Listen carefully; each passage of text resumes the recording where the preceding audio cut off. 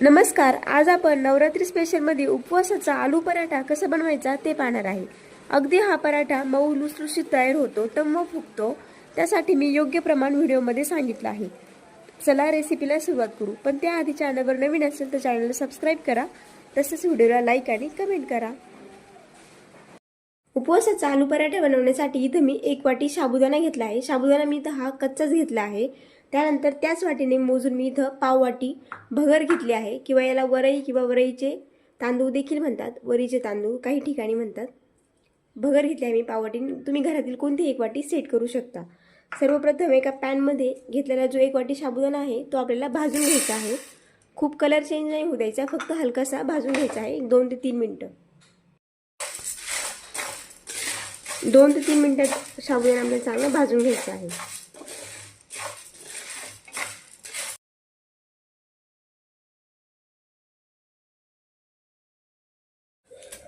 तुम्ही इथे पाहू शकता मी 3 ते 4 मिनिटं साबुदाणा आपला चांगला भाजून घेतला आहे. आता मी गॅस बंद करते आणि साबुदाणा एका प्लेटमध्ये काढून थंड करून घेते. साबुदाणा मी इथे एका प्लेटमध्ये काढून घेतला आहे थंड होण्यासाठी. थंड झाल्यानंतरच आपल्याला मिक्सरमध्ये याचं बारीक पीठ तयार करून घ्यायचं आहे. त्यानंतर इथे जी आपण भगर घेतली होती ती आपल्याला भाजायची नाही, अशीच कच्चं ठेवायची आहे. तिला धुवून घ्यायची वगैरे काहीच गरज नाही. याचं आपल्याला पीठ करून घ्यायचं आहे. साबुदाणा थंड होतोय तोपर्यंत मी भगर मिक्सरच्या भांड्यामध्ये टाकून बारीक करून घेते. अतिशय बारीक पेस्ट करायची आहे. पीठ तयार करून घ्यायचं आहे आपल्याला. तुम्ही इथे पाहू शकता भगरीचं मी इथं पीठ तयार करून घेतलं आहे. खूप छान इथे पीठ तयार झालं आहे. कच्चीच भगर आपल्याला इथं बारीक करून घ्यायची आहे. आता साबुदाणा गार झाला आहे तो देखील मी या प्रकारे बारीक करून घेते. साबुदाणा देखील इथे मी बारीक करून घेतला आहे. साबुदाण्याचं बारीक असं पीठ तयार करून घेतलं आहे. तर थोडंसं काही जाड वाटलं तुम्हाला तर तुम्ही एकदा चाळणीने चाळून घ्या. नंतर इथं मी 7 ते 8 हिरव्या मिरच्या घेतल्या आहे आणि एक थोडासा अद्रकचा तुकडा घेतला आहे. तुम्ही जर उपवासाला अद्रक खात नसेल तर अद्रकचा वापर नाही केला तरी चालेल. आता आपल्याला याचं एक वाटण तयार करून घ्यायचं आहे. हे बघा इथं मी मिरची आणि अद्रकचं बारीक वाटण तयार करून घेतलं आहे. थोडंसं जाडसर ठेवलं तरीही काही हरकत नाही. आता आपण पुढची प्रोसेस पाहू. आता मी इथे एक बाउल घेतला आहे आणि त्यामध्ये आता आपण घेतलेले जे 2 बटाटे आहे इथे मी हे 2 बटाटे उकडून घेतले आहे. हे बटाटे आपल्याला चांगले किसून घ्यायचे आहे किसणीच्या साहाय्याने.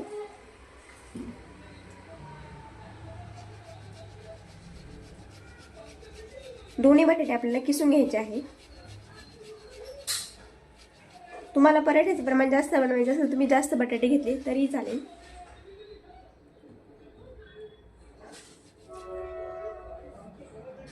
तुम्ही इथे पाहू शकता बटाटा मी इथं किसून घेतला आहे. आता लगेचच त्यामध्ये आपण जे मिरचीचा ठेचा बनवून घेतला होता मिरची आणि अद्रकचा तो यामध्ये टाकून घ्यायचा आहे आणि बटाट्याला चांगला मिक्स करून घ्यायचा आहे. बटाट्यामध्ये एकजीव करून घ्यायचा आहे चमच्याच्या साहाय्याने या प्रकारे.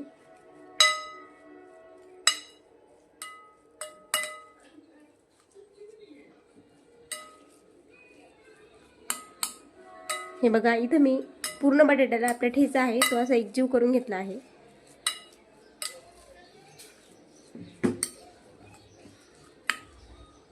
ठेचा बटाट्यामध्ये चांगला मिक्स झाला की लगेचच त्यामध्ये आपण जे साबुदाण्याचं पीठ तयार करून घेतलं होतं ते टाकून घ्यायचं आहे. मी इथे 1 वाटी साबुदाण्याचं हे पीठ तयार करून घेतलं आहे. 1 वाटीला पाऊण वाटी भगर घ्यायची आहे. भगर आपल्याला कच्चीच बारीक करायची आहे आणि साबुदाणा चांगला भाजून घ्यायचा आहे. हे पीठ मी यामध्ये टाकून घेते. तुम्ही पाहू शकता पीठ छान बारीक झालं आहे मिक्सरमध्ये देखील. आणि हे आपल्याला पुन्हा एकजीव करून घ्यायचं आहे. चवीपुरतं मीठ टाकून घ्यायचं म्हणजे पूर्ण मीठ देखील याच्यामध्ये मिक्स होऊन जाईल. आणि आता एकत्र करून घ्यायचं. हाताच्या साहाय्याने मी इथं मिक्स करून घेते. बटाटा आणि पीठ पूर्णपणे असं एकजीव करून घ्यायचं. पिठाचा गोळा तयार करून घ्यायचा आपल्याला इथं. बटाट्याला ऑटोमॅटिक थोडंसं पाणी सुटतं त्यामुळे इथं पाण्याची गरज पडत नाही आपल्याला. पाण्याचा अजिबात वापर करायचा नाही.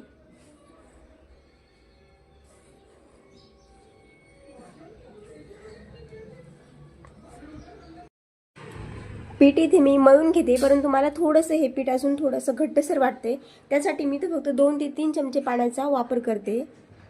खूप पाण्याचा वापर करायचा नाही आपल्याला. लागलं तरच पाण्याचा वापर करायचा आहे. खूप पीठ कोरडं वाटते त्यामुळे मी इथं 2 ते 3 चमचे पाण्याचा वापर केला आहे. पोहे खाण्याचे चमचे. एकसारखं असं घट्टसर या पिठाचा गोळा तयार करून घ्यायचा आहे आपल्याला. आता तुम्ही पाहू शकता पीठ छान मळलं जाते.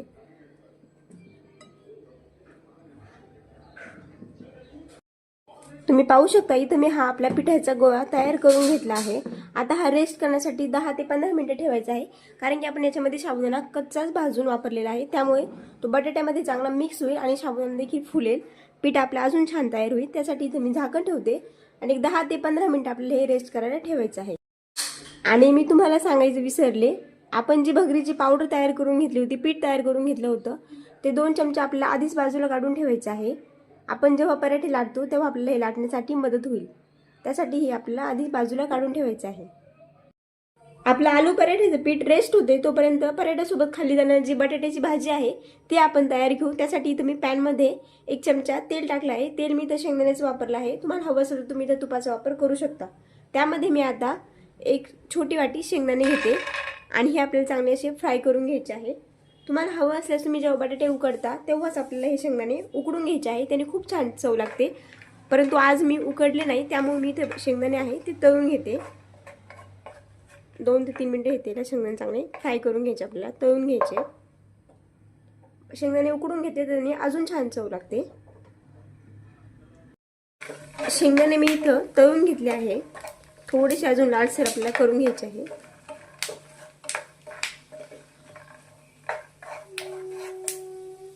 त्यातच आता मी इथं मिरचीचे तुकडे करून घेतले आहेत, 2 ते 3 मिरच्यांचे. तुम्ही मिरचीचं प्रमाण तुमच्या आवडीनुसार कमी जास्त करू शकता. हे देखील आपल्या शेंगदाण्याबरोबरच फ्राय करून घ्यायचं आहे. तुम्ही जर उपवासाला जिरे खात असाल तर तुम्ही नक्की यामध्ये जिरे टाका. जिऱ्याची फोडणी देखील छान लागेल. पण काही ठिकाणी जिरे खातात, काही ठिकाणी खात नाही, त्यामुळे मी इथं जिरे वापरलेले नाही आहे. त्यानंतर इथं मी उकडून बटाट्याचे काप करून घेतले आहे. 2 ते 3 बटाटे इथं मी उकडून घेतले होते 4 शिट्ट्या घेऊन, आणि त्याचे काप करून घेतले आहे. हे देखील आपल्या यामध्ये चांगलं मिक्स करून घ्यायचं आहे. उपवासाला तुम्ही कोथिंबीर खात असाल कोथिंबीर टाकली तरी चालेल, पण बऱ्याच ठिकाणी कोथिंबीरीचा वापर केला जात नाही उपवासामध्ये. त्यामुळे मी फक्त इथं मिरची आणि शेंगदाण्याचा वापर केला आहे. आणि बटाटे देखील आपले याच्यामध्ये चांगले फ्राय करून घ्यायचे आहे, परतून घ्यायचे आहे. चवीनुसार मीठ टाकायचं आहे. मिक्स करायचं.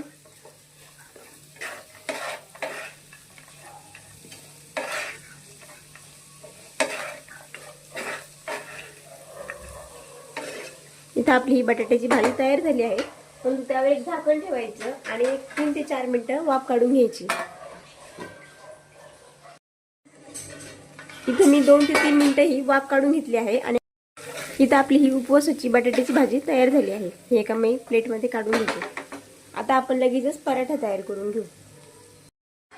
10 मिनिटं मी ते हे पीठ आहे ते आपलं चांगलं रेस्ट करून घेतलं आहे. तुम्ही पाहू शकता पीठ छान अजून असं मऊ तयार झालं आहे. आता लगेच आपल्याला याचा पराठा लाटायला घ्यायचा आहे. पराठ्यासाठी इथे एक पिठाचा असा भाग काढून घ्यायचा आहे.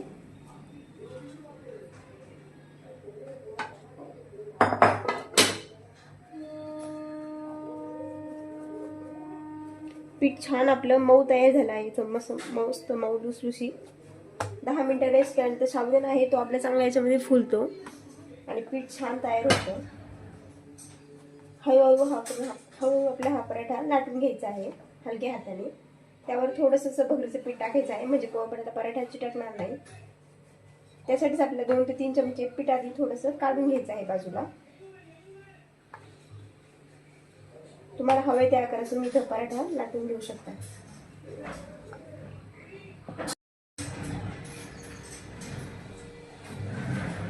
सुरुवातीला आपल्याला याच्या कडा लाटून घ्यायच्या आहेत, म्हणजे पराठा असा गोलसर होईल.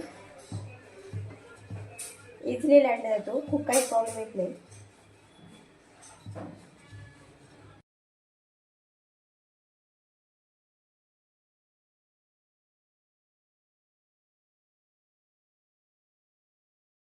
तुम्ही इथे पाहू शकता पराठा आपला इथे लाटून तयार झाला आहे.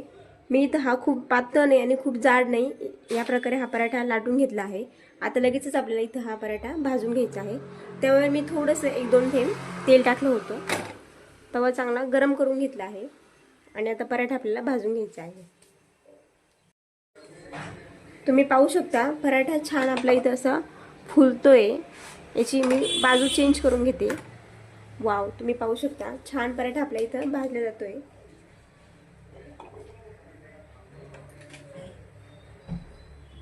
त्यावर मी इथं थोडंसं तेल ग्रीस करून घेते. तुम्ही इथं तुपाचा वापर केला तरीही चालेल. हे बघा किती छान पराठा आपला इथं फुलतोय.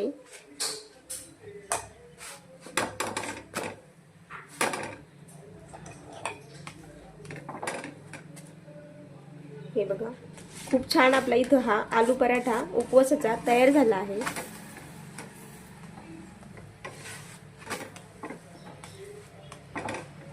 त्याच्या सगळ्या कडा आहेत ते चांगल्या भाजून घ्यायचे आहे.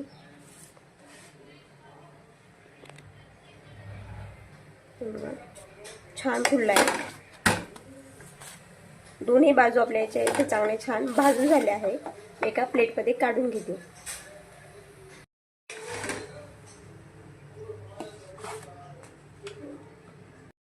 दुसरा देखील इथे मी पराठा लाटून घेते. तुम्ही पाहू शकता छान लाटले जातोय सहजासहजी. लागलं तरच आपल्या इथं थोडासा पिठाचा वापर करायचा आहे आणि पराठा एकसारखा लाटून घ्यायचा आहे. खूप असा हा गरगरीत येत नाही, कारण की याच्यामध्ये आपण साबुदाण्याचं पीठ आणि उकडलेला बटाटा वापरलेला आहे. त्यामुळे तुम्हाला खूपच गोल गरगरीत हवं असेल तर तुम्ही एका प्लेटच्या साह्याने हा करू शकता.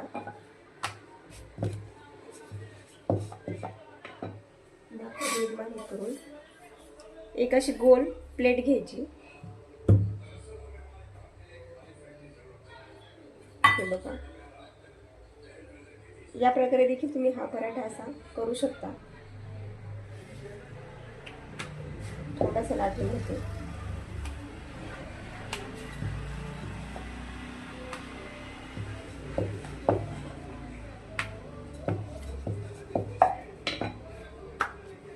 हे मग हा देखील पराठा आपल्याला इथे चांगला भाजून घ्यायचा आहे.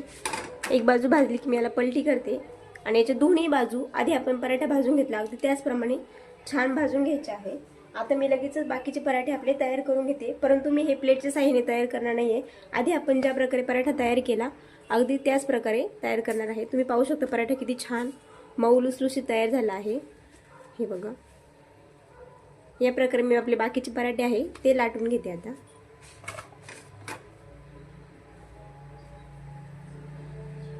हा देखील पराठा आपला खूप छान फुलतोय. थोडंसं तेल ग्रीस करते.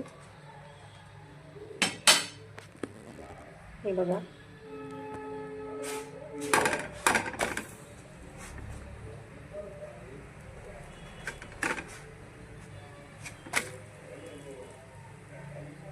छान इथं आपला हा पराठा तयार झाला आहे. हा देखील मी एका प्लेटमध्ये काढून घेते. वाव, तुम्ही पाहू शकता छान फुलला आहे. अगदी मऊ लुसलुशीत असे आपले पराठे तयार झाले आहे. मी बाकीचे देखील पराठे तयार करून घेते. आता तुम्ही ते पाहू शकता मी इथे आपले हे बाकीचे जे पराठे आहेत ते देखील तयार करून घेतले आहे. एकूण एक पराठा खूप छान असा तयार झाला आहे. अगदी मऊ लुसलुशीत पराठा तयार झाला आहे. तुम्हाला मी दाखवते. हे बघा अगदी मऊसूत हा पराठा तयार झाला आहे. तुम्ही हा पराठा आपण तयार केलेल्या बटाट्याच्या भाजीसोबत खाऊ शकता, दह्यासोबत खाऊ शकता, तसेच हिरव्या चटणीसोबत देखील खाऊ शकता. ही चटणी मी इथं उपवासाची चटणी तयार करून घेतली आहे. तुम्हाला ही माझी रेसिपी कशी वाटली, आवडली असेल तर व्हिडिओला एक लाईक नक्की करा. तसेच या नवरात्रीमध्ये हा पराठा तयार करून बघा. मला मी दाखवते. हे खूप छान मऊ लुसलुशीत तयार झाला आहे. तुम्ही अजून आपल्या चॅनलला सबस्क्राईब केलं नसेल तर सबस्क्राईब करा, व्हिडिओला लाईक करा आणि तुमच्या काही प्रतिक्रिया असेल तर तुम्ही कमेंटमध्ये मला नक्की सांगा. भेटूया आपण एका अशाच नवीन रेसिपीसोबत.